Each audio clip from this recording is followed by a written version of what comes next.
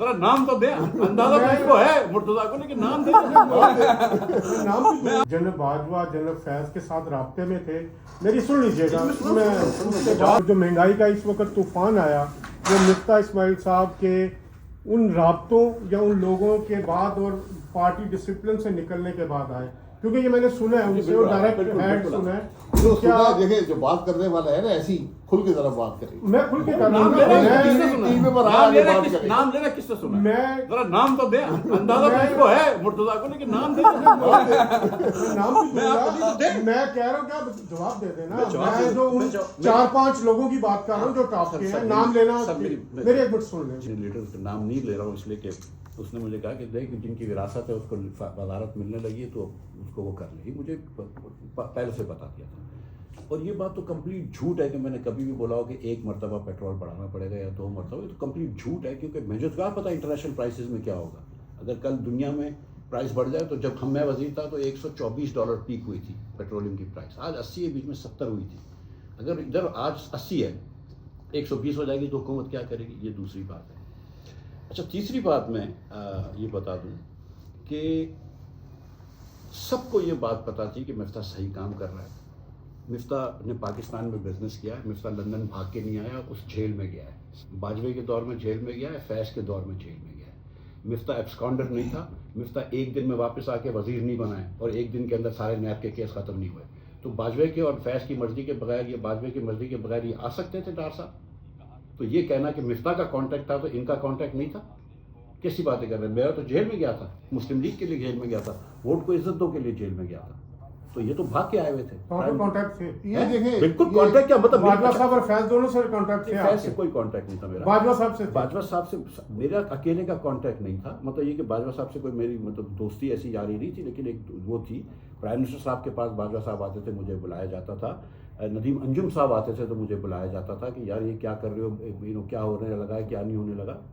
और शहबाज शरीफ साहब तो बहुत मशवरे करते थे। बात में सर एक आखिरी बात, शहबाज शरीफ तो बहुत ज़्यादा मशवरे करते थे बाजवा साहब से और नदीम अंजुम से, जो पहले मियाँ नवाज शरीफ 13 से 18 में हुकूमत में तो वो नहीं करते थे। अब तो आप जब इकोनॉमिक मीटिंग में भी जाते थे तो फौजी बैठे होते थे। और उसके बाद SIFC तो जो मेरे बुराई करते हैं उन्होंने बनाई है। आखिरी बात, जब मैं छोड़ के गया था तो 16% इंटरेस्ट रेट था और इन्फ्लेशन रेट था। अब 38% किसी की और की वजारत में आ गया था। एक मुस्लिम लीग का लीडर है, नाम नहीं लूँगा। तो 16 से 38 मैंने किया है।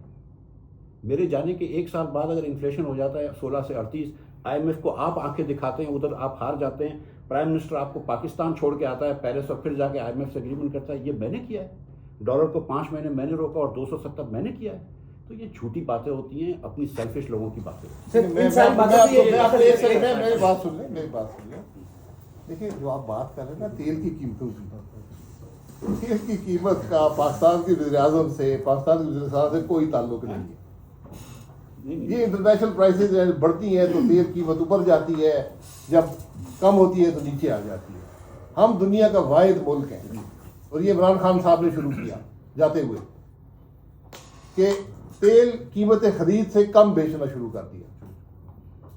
आप यकीन करें, मुझे मशरिक़ वस्ता के 3 ममालिक के बुज़रा तेल के, चूँकि मैंने काम किया हुआ था, मैं इनको जानता था, मुझे मुख्तलिफ फोरम में मिले। उन्होंने कहा मुझे ये समझाएं, हम तेल प्रोड्यूस करते हैं, दुनिया का आधा तेल हम देते हैं, हम अपने मुल्क में कीमत खरीद से कम पेट्रोल और डीजल नहीं बेच सकते, आप लोगों ने कैसे बेचा है? $1.25 अरब हमने महीने का फूंका है।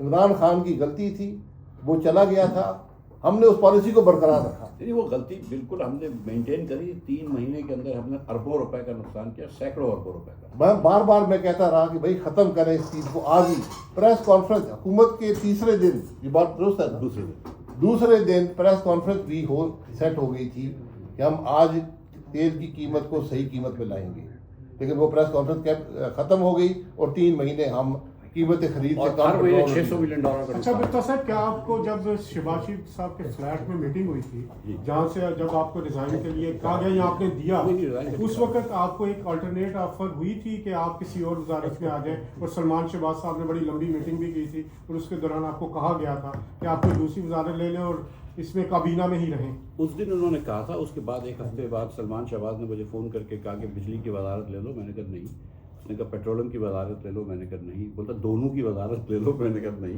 तो और उसके बाद फिर देखिए पार्टी ने 6 उस महीने मीटिंग में क्या हुआ था? मैं सॉरी, उस जो मीटिंग में शहबाज तो साहब के फ्लैट पे हुई उस थी, मीटिंग में तो सिर्फ मुझे हटाया गया था। कोई आप खुद हटे थे या आपको हटाया गया? नहीं, मुझे जब कह दिया कि मियाँ साहब डार साहब को लाना चाह रहे हैं तो मैं क्या बोलूँगा।